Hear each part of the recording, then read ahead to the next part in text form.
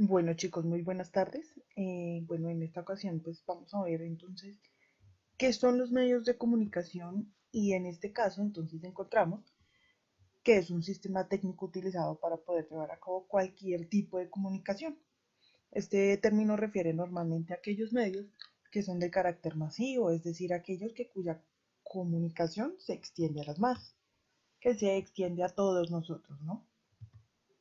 Sin embargo, existen medios de comunicación que establece en grupos reducidos de personas y que son de carácter exclusivamente interpersonal. Y el ejemplo que vemos muy claro de esto es el teléfono, el celular, que eso es muy personal para nosotros. Hoy en día los individuos y las comunidades acceden a este tipo de canal para tener material informativo que describe, explica y analiza datos y acontecimientos de diversos tipos que pueden ser políticos, económicos, sociales, culturales y demás, ¿no? Nosotros entramos a este tipo de canal y siempre vamos a ver, no sé, cuando entramos en Facebook, cuando vemos cadenas de WhatsApp y demás, que también son políticos, económicos, sociales y esos temas los tocan. ¿Cómo se clasifican los medios de comunicación? Entonces acá vemos primero la televisión, ¿no? Eh, es uno como de los importantes también, ¿no? Acá es donde todo esto mueve también como las masas. Apareció en los años 30 en el medio con mayor índice de público a nivel mundial. Los telespectadores a todo el mundo reciben la señal y de esta herramienta informativa en tiempo real y en vivo o diferido. Casi cualquier acontecimiento mundial puede ser transmitido con imagen y sonido a casi cualquier parte del mundo. A partir de esta se desprende toda una industria de fabricación de televisiones y también de canales de transición.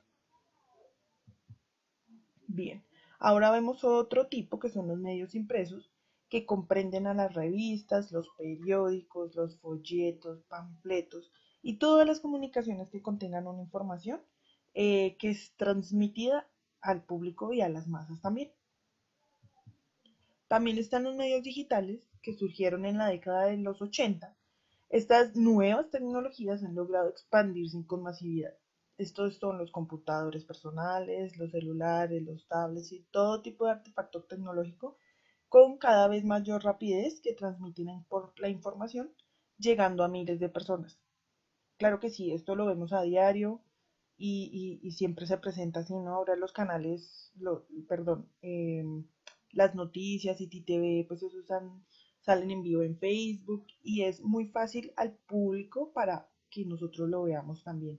No solamente City TV, hay muchas noticias que ahora salen en Facebook y nosotros estamos muy al pendiente de esto.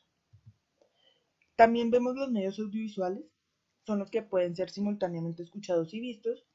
Se basan en dispositivos tecnológicos que emiten imágenes y sonidos con el fin de transmitir información. En este caso vemos otra vez la televisión y en este caso nos vamos a enfocar en el cine. ¿Listo? Y en este momento entonces vamos a ver cómo la historia de los medios de comunicación para adentrarnos bien y tener claro también pues que el cine también es un medio de comunicación. ¿Listo?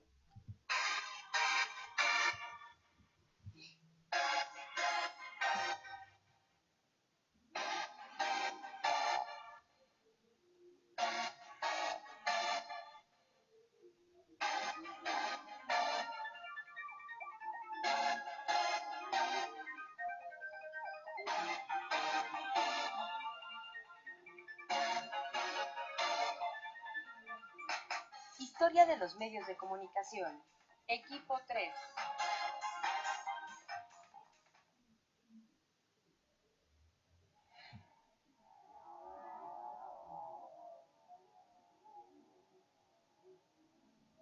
El término medio de comunicación se hace referencia al instrumento o forma de contenido por el cual se realiza el proceso comunicacional o comunicación.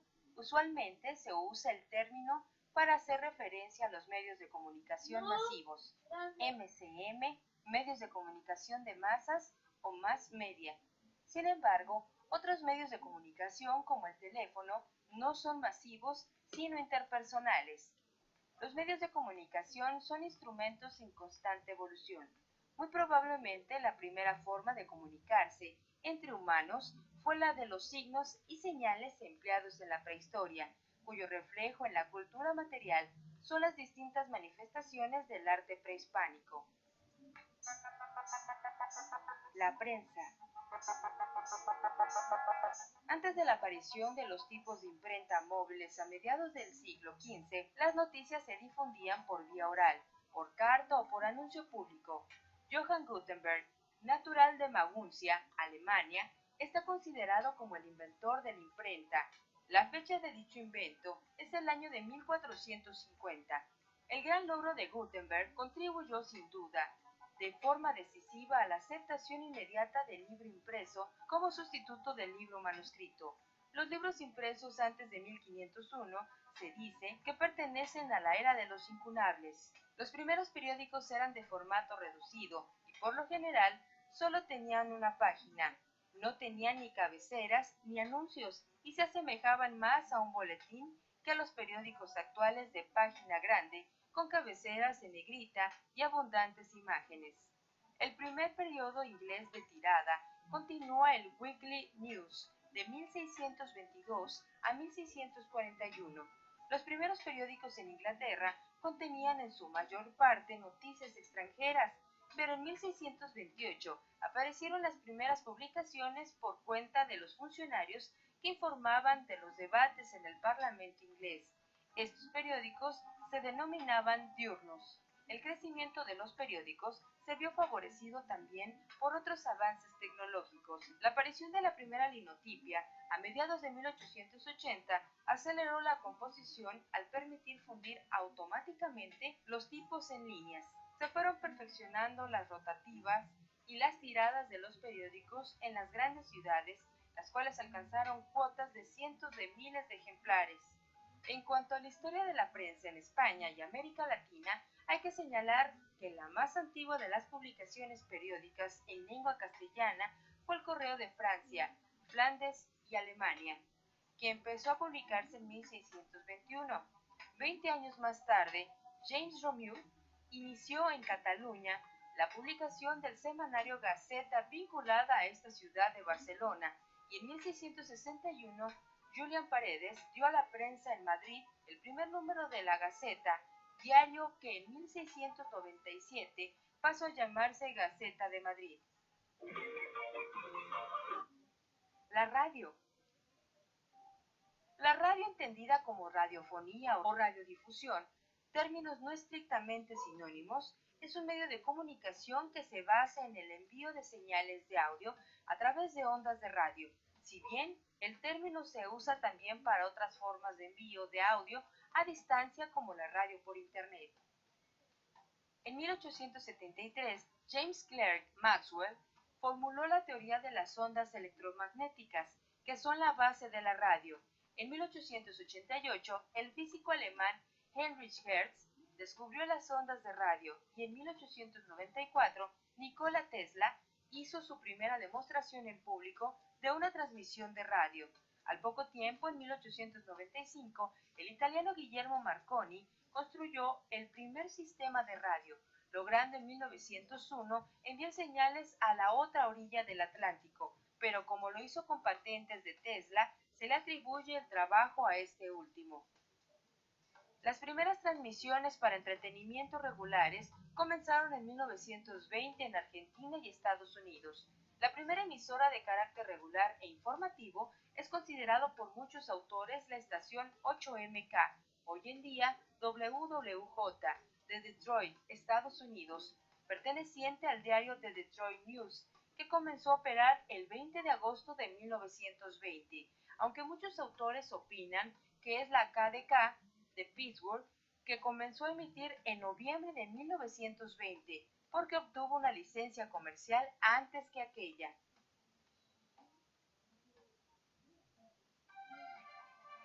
La televisión. La televisión es un sistema para la transmisión y recepción de imágenes en movimiento y sonido a distancia que emplea un mecanismo de difusión. La transmisión puede ser efectuada por medio de ondas de radio, por redes de televisión por cable televisión por satélite o IPTV. El receptor de las señales es el televisor. La historia del desarrollo de la televisión ha sido en esencia la historia de la búsqueda de un dispositivo adecuado para explorar imágenes. El primero fue el llamado disco Paul Gottlieb Nipkow en 1884. Era un disco plano y circular que estaba perforado por una serie de pequeños agujeros dispuestos en forma de espiral partiendo desde el centro. Al hacer girar el disco delante del ojo, el agujero más alejado del centro exploraba una franja en la parte más alta de la imagen y así sucesivamente hasta explorar toda la imagen. Sin embargo, debido a su naturaleza mecánica, el disco Nipkow no funcionaba eficazmente con tamaños grandes y altas velocidades de giro para conseguir una mejor definición. Las primeras emisiones públicas de televisión las efectuó la BBC en Inglaterra en 1927 y la CBS y NBC en Estados Unidos en 1930. En ambos casos se utilizaron sistemas mecánicos, los programas no se emitían con un horario regular. Las emisiones con programación se iniciaron en Inglaterra en 1936 y en Estados Unidos el día 30 de abril de 1939, coincidiendo con la inauguración de la Exposición Universal de Nueva York. Las emisiones programadas se interrumpieron durante la Segunda Guerra Mundial, reanudándose cuando terminó. La televisión ha alcanzado una gran expansión en todo el ámbito latinoamericano. En la actualidad existen más de 300 canales de televisión y una audiencia. Según número de aparatos por hogares, más de 60 millones de más de 200 millones de personas.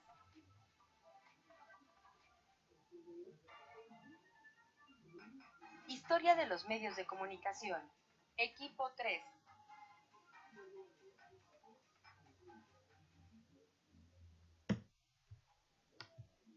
Muy bien, entonces en esta ocasión vamos a ver qué es el cine.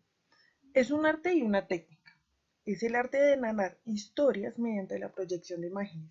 De allí que también se le conozca con el nombre de séptimo arte.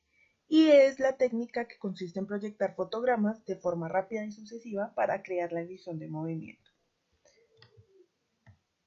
Para la realización del cine es necesaria la concurrencia de otras capacidades a nivel técnico, creativo y financiero, como el montaje, la fotografía, la dirección, el guionismo, entre otros, para lo cual es necesario todo el equipo de trabajo. Asimismo, pasa para ver por varias etapas: el desarrollo, la preproducción, el rodaje, la postproducción, la distribución, en fin, acá la edición también, que es algo complejo, y demás. El cine suele ser dividido en multitud de géneros. Acá en estos géneros nosotros vemos el cine experimental, el cine policíaco, de acción, de ciencia ficción, el romántico y demás. Aquí también vemos algunas características del cine.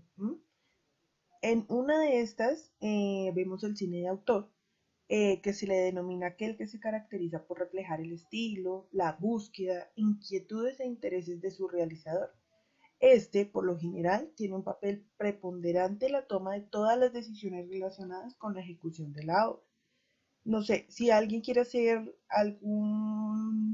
alguna película sobre la situación actual que estamos viviendo, lo pueden hacer, pero entonces es solamente con la visión de la persona que vaya a hacer la obra, ¿no? Aquí vamos a ver un ejemplo entonces de lo que es cine de autor y algunas películas que ustedes pueden ver. Este es el denominado cinearte.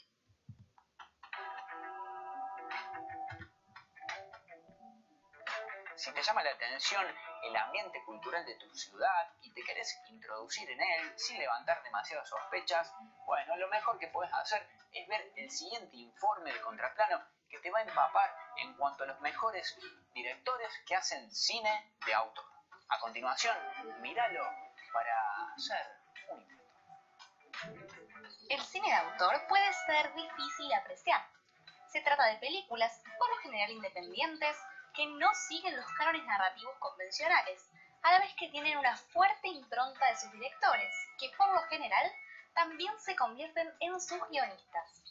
El cine de autor, llamado también cinearte, se centra en plasmar la visión del director-autor de la obra, más que en contar una historia. Como sabemos que empezar a ver cine de autor no es tarea fácil, en Contraplano te preparamos una lista de 5 películas introductorias que pueden ser una buena forma de comenzar. Chungking Express, Wong Kar-wai. Esta película contiene una serie de imágenes brillantes, borrosas y un ritmo que la hace parecer un ensueño que alguien tendría mientras trabaja en un lugar de comida rápida, locación principal de la película. Si bien el film no tiene un hilo claro en la narrativa, las conexiones entre los personajes son suficientes como para que sea un film con mucha emoción. La Dolce Vita, Federico Fellini. Esta película es larga, pero sin dudas es el mejor lugar para empezar a conocer al gran Fellini. Es fácil de mirar, con varias historias contadas consecutivamente. Hay un cierto surrealismo que le da esa fuerte impronta que es muy propia del cine de autor. Lost in Translation, Sofía Coppola. La directora de esta película se inspiró durante un viaje a Japón para realizarla, y a través de las imágenes realmente captura cómo sentirse cual sapo de otro pozo en una ciudad extranjera. Las tomas de Japón, la elección del lente, el mundo y todo lo que está presente en esta película parece sin dudas capturado de una forma fascinante. Se trata de un choque cultural de Oriente a Occidente, pero también una conjunción entre el cine de autor y el cine más convencional. Rashomon, Akira Kurosawa. La obra maestra de Kurosawa también es un buen lugar para empezar. El director oriental juega con la coherencia de la historia, mientras imprime su sello personal en las distintas escenas que componen Rashomon. Una película con un gran trasfondo filosófico, una reflexión sobre el bien, el mal y cómo cualquier persona es capaz de realizar actos maliciosos, al punto de que la verdad como algo único no existe. The Red Shoes, Michael Powell y Emmerich Pressburger. Una adaptación con una vuelta de tuerca del famoso cuento escrito por Hans Christian Andersen. Esta película no parece para nada ser propia de su época. Los colores y demás elementos visuales involucrados en la misma le dan un tinte que oscila entre la fantasía y la realidad. Las escenas de ballet parecen de ensueño y están filmadas de tal forma que no te vas a dar cuenta que de repente te encontrás viendo cine de autor.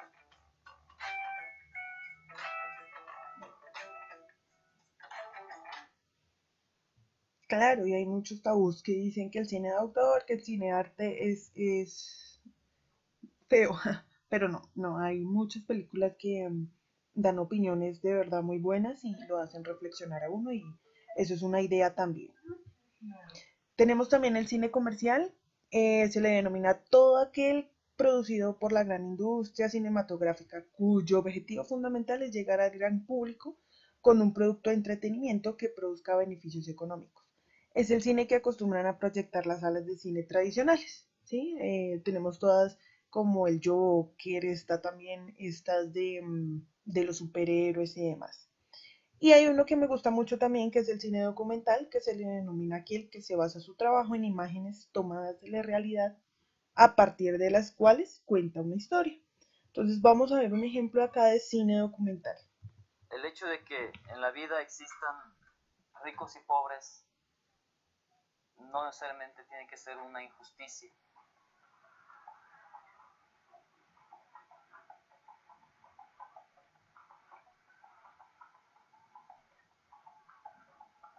Justicia es que cada quien tenga lo que se merece. Esa es la verdadera justicia.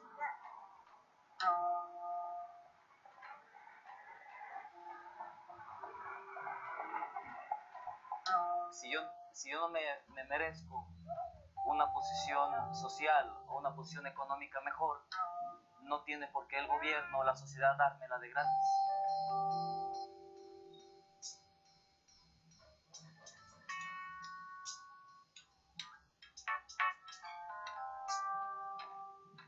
No es malo tener lujos o tener posesiones. El problema es que las personas que no han conocido la pobreza ponen, digamos, su corazón en esas cosas materiales.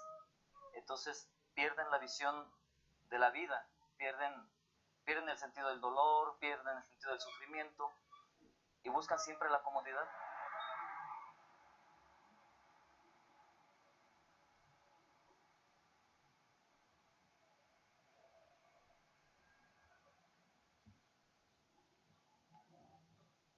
Yo trabajo como bombero, soy bombero desde hace 15 años. Si una casa se prende en la colonia rica, los vecinos no se enteran. Muy bien. O si se enteran, no hacen nada por ayudar. O sea, se esperan, se cruzan de brazos, cuando muchos salen a ver, esperando a que lleguen los bomberos.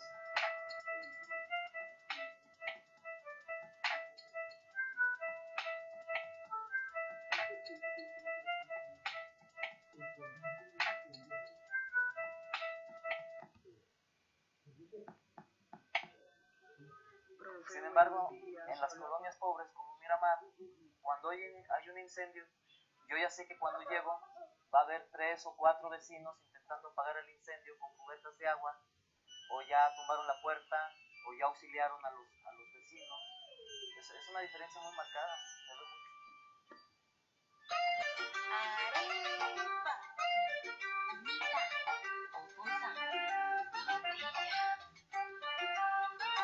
En la colonia Miramar, la gente es maravillosa. Por mi raza, por mi casa, por mi pueblo te pedí tortilla y me diste chile picoso. Ay, machete, ya no me castigues tanto. De todos modos, yo cuando te llamo, yo me entrego a ti en este canto. Pude ver la diferencia. Aquí la gente se conoce. O sea, yo puedo salir y saludo al de enfrente, al vecino, al de la tienda, al que va pasando, a la persona que veo todos los días cuando salgo a trabajar, aunque no sepa su nombre.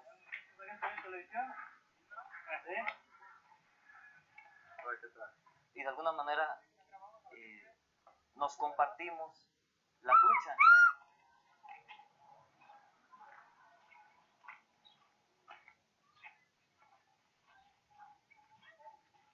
He aprendido a través de la pobreza a valorar lo poco que tengo, a poner mi corazón en las cosas importantes, no en las cosas materiales. Yo creo que ese es el mejor regalo.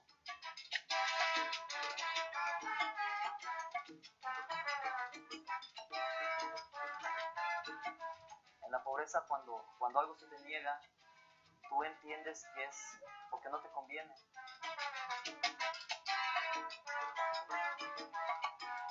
Sé que tú no quieres que yo a ti te quiera. He decidido tener muchos hijos, sacrificando lujos y sacrificando comodidades. Tengo deseos de cosas materiales, pero no siento que me hagan falta. Tengo 6 hijas y yo pienso que es lo más valioso que puedo tener.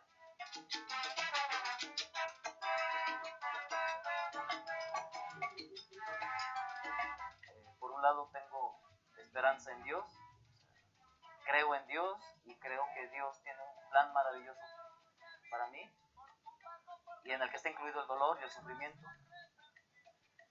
Pero también tengo esperanza en la sociedad y tengo esperanza en mi familia. Tengo esperanza de que por más mal que me vaya ahorita, en el futuro las cosas se van a mejorar. Para mí lo más importante es la vida. Que si te engañan duele.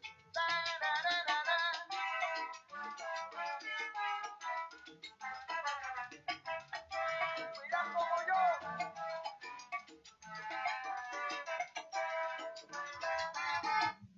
Bien, y en este caso entonces vemos el cine mudo, que fue el que se denominó en la primera etapa del cine.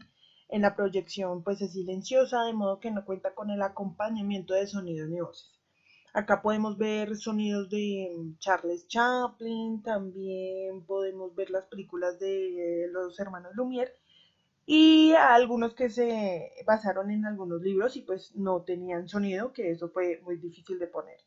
Entonces, acá también dejamos una historia del cine mudo, los comienzos del cine, para que tengamos en cuenta esto también.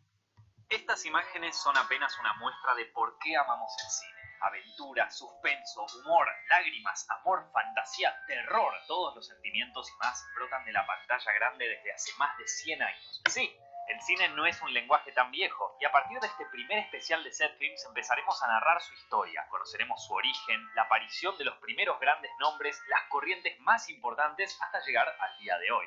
Y hoy vamos a empezar por el principio, cuando el cine ni siquiera tenía color y tampoco tenía sonido. Sí, damas y caballeros, hoy vamos a hablar del cine mudo.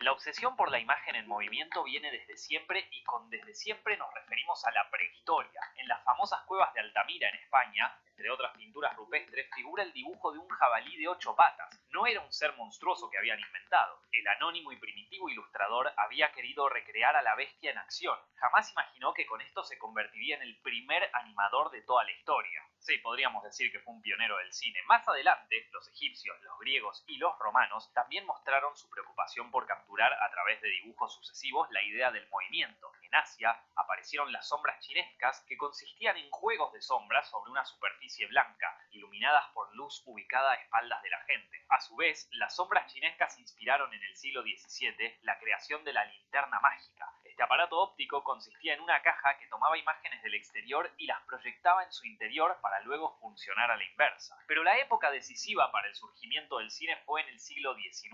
En Gran Bretaña ya estaba en marcha la revolución industrial desde el siglo anterior, lo que trajo un gran número de avances tecnológicos como la electricidad y la locomotora a vapor, avances que modificaron para siempre aquella parte del mundo y luego a Europa en su totalidad, ya que se estableció la producción en serie, el desarrollo del capitalismo, la migración del campo a la ciudad y la independencia económica. Las innovaciones estaban a la orden del día.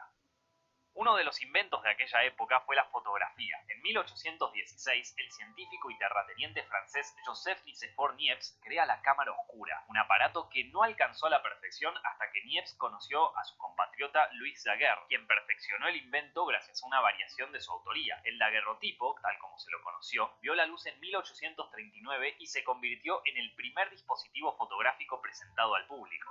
Otra figura clave para el surgimiento del cine fue Peter Mark Roget, médico inglés que en 1824 presentó la tesis de la persistencia retiniana. Según esta teoría, una imagen se queda en nuestra retina durante una milésima de segundo, por lo que podemos ver la realidad como una secuencia ininterrumpida de imágenes y también calcular detalles como la velocidad. A su vez, el físico belga Joseph Antoine Ferdinand Plateau descubrió que el ojo humano ve unas 10 imágenes por segundo, que el cerebro toma como una sola imagen continua. A partir de este concepto se realizaron varios efectos ópticos como el traumatropo, que consistía en un disco con una imagen distinta en cada lado y que al girarlo parecen formar parte de una única imagen. El ejemplo del pájaro y la jaula ya es un clásico que todo el mundo conoce. Promediando el siglo XIX apareció uno de los primeros nombres fuertes en el nacimiento del cine, Thomas Alva Edison. Para 1891, Edison ya era un reputado inventor gracias al fonógrafo y la lámpara. Con su ayudante William S. Lowry Dixon, creó y patentó el kinetoscopio, un aparato que capturaba imágenes en movimiento y las plasmaba en una cinta Eastman perforada. Edison se había inspirado en el sopraxiscopio, creado en 1879 por Edward Muybridge, quien había recurrido a él para desarrollarlo y sumarle el registro de sonido. Edison se apropió del concepto y junto a Dixon hizo su propio camino. No logró agregarle la grabación de sonido al kinetoscopio, pero marcó un precedente al crear en 1893 el primer estudio bautizado Black Maria.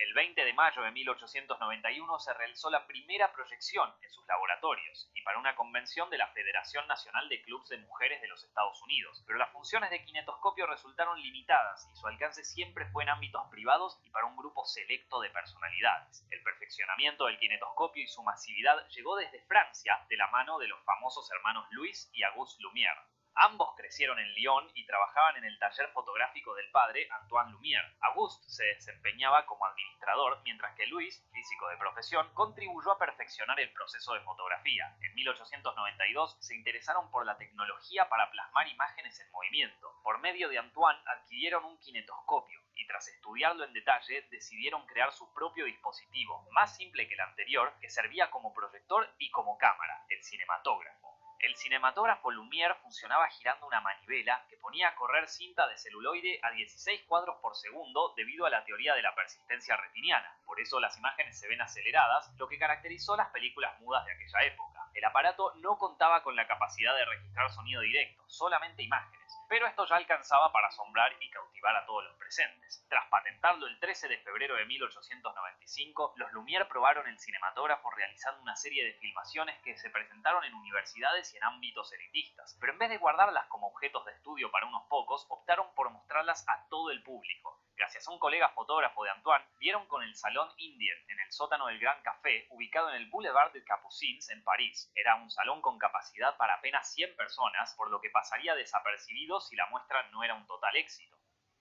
La primera proyección pública tuvo lugar el 28 de diciembre de 1895. Las 33 personas que concurrieron ese día presenciaron un verdadero acontecimiento. Los cortos que componían aquella exhibición mostraban situaciones y personas de la vida diaria, pero el encanto residía en que se estaban moviendo, en que parecían vivas dentro de la pantalla. Los pocos presentes difundieron la noticia del nuevo invento. La prensa le dedicó toneladas de notas y al poco tiempo era un suceso masivo. Aquel 28 de diciembre fue establecido como el día del nacimiento del cine, una declaración adecuada no solo porque fue la primera vez que se proyectaba públicamente una cinta, sino porque también daba inicio a la experiencia de ver cine, el ritual que congrega un grupo de gente en la misma sala dispuestas a experimentar toda clase de emociones. Aquellas piezas cortas de los Lumière duraban menos de un minuto y consistían en planos únicos bien abiertos, hoy conocidos como planos generales, como si estos fueran vistos desde el ojo del espectador. En rollos de 30 segundos captaban el día a día de la época y aunque sin proponérselos, marcaron antecedentes para una buena cantidad de recursos, ideas y géneros incluso cinematográficos. Al principio, los Lumière registraban mayormente situaciones de su propia vida, pero los cortos que más capturaban la atención eran los que retrataban la misma clase de personas que asistía a las funciones. La salida de los obreros de la fábrica Lumière, por ejemplo, mostraba por primera vez a trabajadores que ya desde esa época comenzarían a tener un rol preponderante en la sociedad. Sin que nadie se diera cuenta, había nacido el género documental. Sin embargo, la obra de los Lumière que más enloquecía a los espectadores era la llegada del tren a la estación Ciotat. Todos gritaban al creer que la locomotora se les venía encima. Pese a su intención naturalista, fue el germen de la capacidad del cine para brindar emociones fuertes como miedo, adrenalina y risas. Además, el corto El regador regado presenta un jardinero de los Lumière al que le hacen bromas con su manguera, generando situaciones graciosas. Mediante estos gags nacía la comedia en la pantalla. Los Lumière habían tenido la visión para crear el cinematógrafo y para mostrar su funcionamiento, pero no pensaban en el alcance de su invención, lo veían como un medio para fines científicos, pero enseguida comprendieron su popularidad y de la mano de un buen número de camarógrafos empezaron a registrar acontecimientos deportivos, sociales y políticos de otras partes del mundo. Habían creado los noticieros. News on the mark. El cinematógrafo había marcado una revolución que se extendió a proyecciones en las principales capitales europeas y pasó a formar parte de los entretenimientos de ferias, pero uno de los pocos afortunados que estuvo en la mítica función del 28 de diciembre fue el responsable de llevar este nuevo invento a otro nivel. Estamos hablando del mítico Georges Méliès. Nacido en 1861, Méliès era el hijo de un acaudalado zapatero, pero desde chico mostró interés por el arte. Comenzó dibujando y también se interesó por el teatro. Un viaje a Inglaterra también lo acercó al ilusionismo. Luego volvió a París para trabajar en la empresa de la familia, aunque su desempeño con las máquinas le serviría para el futuro. Cuando su padre murió, decidió no seguir con la compañía. Vendió su parte y compró el teatro Robert Houdin. Allí montó sus espectáculos que combinaban magia y actuación con escenografías y artilugios fabricados por él mismo. En paralelo, trabajaba como periodista e ilustrador. Podríamos decir que era un hombre bastante inquieto. Tras quedar maravillado con aquellas primeras proyecciones, el denominado mago de Montreux quiso adquirir un cinematógrafo, lo que le fue negado por los Lumière con la explicación de que a la larga dejaría de ser un negocio rentable. De hecho, ambos pronto desaparecieron del ámbito cinematográfico, pero sin darse por vencido, Méliès consiguió una versión del kinetoscopio por el lado del electricista inglés Robert Paul y comenzó a hacer sus propias filmaciones. Al principio se asemejaban a los registros naturalistas de sus colegas franceses y de otros precursores, pero en un momento hizo un descubrimiento. Durante un rodaje que tenía en la Plaza de la Ópera, la cámara se atascó y debió arreglarla en el acto para que volviera a funcionar. Cuando vio el material filmado, notó que una toma con hombres saltaba a otra con mujeres y que un autobús se transformaba de golpe en un vehículo fúnebre. De casualidad, Méliès había descubierto la que sería una herramienta fundamental del cine: los efectos especiales, el corte y, por qué no, el montaje. De De esta manera, decidió experimentar por ese lado y usó sus hallazgos para crear mágicas obras de ficción. A lo largo de cortos cada vez más ambiciosos, Méliès innovaba con trucos de cámara que funcionaban como extensión de su oficio como mago. Para ser más exactos, Méliès inventó el fundido a negro, el fundido encadenado, la sobreimpresión y la ilusión de objetos que se mueven solos y personas que se transforman en otras o en seres de fantasía. También construyó decorados, supervisó vestuarios y se encargó de la continuidad narrativa, ya que le interesaba contar historias y no quedarse en trucos asombrosos. Los cortos de Méliès incluían criaturas mágicas, demonios, fantasmas, logrando hacer posible lo imposible, pero ninguno sobresale tanto como Viaje a la Luna de 1902. Inspirada en los libros de Julio Verne de La Tierra a la Luna y Los primeros hombres en la Luna, esta epopeya con humanos que hacen contacto con los selenitas, unos humanoides lunares, es la obra cumbre del director. Asimismo, sigue siendo la piedra fundacional del cine fantástico, sobre todo la ciencia ficción. Al igual que Edison, Méliès montó su propio estudio, todo vidriado para aprovechar la luz natural, y él mismo hacía de director, actor, productor, escenógrafo y hasta revelaba los negativos, pintaba algunos fotogramas y salía a vender sus invenciones. Méliès rodó alrededor de 500 cortos, pero solo se conserva una décima parte. La llegada de la Primera Guerra Mundial en 1914 fue uno de los motivos por los que su negocio terminó en la ruina. Retirado y olvidado por sus padres y por el público, se dedicó a atender una juguetería en la estación ferroviaria de Montparnasse. Fue redescubierto en 1925 y pudo vivir sus últimos días gozando del reconocimiento y el respeto que merecía. Los hermanos Lumière, al igual que Méliès, no estaban solos en estos amaneceres del cine. También podemos nombrar a otras figuras que tuvieron su importancia y en más de un caso alcanzaron la categoría de marcas. Charles Pathé fue el primero en tratar de sincronizar seriamente imagen y sonido, mezclando fonógrafo y el cinematógrafo. Los resultados no fueron muy satisfactorios, pero significaron un gran paso. De todos modos, Pathé eligió seguir vinculado al cine desde la producción y la distribución, y terminó fundando una de las empresas más emblemáticas que lleva su apellido. Uno de los colaboradores artísticos de Pathé era Ferdinand Seca. A principio ejerció tareas delante y detrás de cámara. Tal como lo hizo Méliès, él también incursionó en la fantasía, incluso innovando al filmar con tamaños de planos más cerrados, pero en 1913 abandonó las cámaras y se dedicó al área comercial de Pathé. También en Francia, Léon Gaumont inició sus actividades como vendedor de proyectores, pero se volcó a la producción, donde se convirtió en un hombre fuerte a nivel mundial. Alice Guy, su secretaria personal, tiene el honor de haber sido la primera en haber filmado una película narrativa, El Hada de los Coles, en 1896. Desde Gran Bretaña, la escuela de Brighton, formada por un grupo de fotógrafos, hizo una serie de pruebas que serían revolucionarias. A la par de Méliès, descubrieron y desarrollaron el montaje, es decir, la acción de unir dos fragmentos de cinta para lograr la continuidad o darle otro sentido a la película. Y la escuela de Brighton también fue la primera en rodar una misma situación desde distintos ángulos. Entre los nuevos directores también apareció un ex colaborador de Edison, el estadounidense Edwin Porter. Su obra maestra, Asalto y robo de un tren, de 1903, tiene un valor crucial. Es la primera película de acción, el primer western, y presenta dos novedades técnicas. Es la primera en utilizar el montaje paralelo, para que los espectadores pudieran ver dos acciones ocurriendo al mismo tiempo, y el primer plano medio para mostrar de la cintura para arriba a un personaje disparando a cámara. Hoy aprendimos que el séptimo arte tiene antecedentes en la época de las cavernas, que la obsesión por capturar la imagen en movimiento fue perfeccionada durante los siglos y que una serie de inventos como la fotografía dieron pie al cine. Edison dio el primer paso grande, los hermanos Lumière lo perfeccionaron y oficializaron, y Méliès supo sacarle el jugo a todas sus posibilidades. Hoy la mayoría de aquellos films primigenios siguen siendo restaurados y pueden ser vistos gracias a las plataformas en internet. En 1995, conmemorado los primeros 100 años del cine, los hermanos Lumière fueron homenajeados en el especial Lumière y compañía, en el que grandes directores contemporáneos filmaron cortos de 52 segundos con un cinematógrafo y usando la luz natural. En 2010, Martin Scorsese estrenó Hugo, acerca de un niño que conoce a Georges Méliès y lo rescata de su anonimato. Un maravilloso homenaje de un maestro del cine a uno de los creadores del cine. Y con eso terminamos este primer video de una serie sobre la historia del cine. Espero que les haya gustado. Si les gustó, no se olviden de dejar su like ahí abajo, compartirlo con sus amigos y no olviden que también pueden apoyarnos en Patreon, no solamente para que hagamos más videos como este, sino para verlos incluso antes de que se realizan. Mi nombre es Nicolás Amelio Ortiz. Muchas gracias por ver este video. Nos estamos viendo la semana que viene.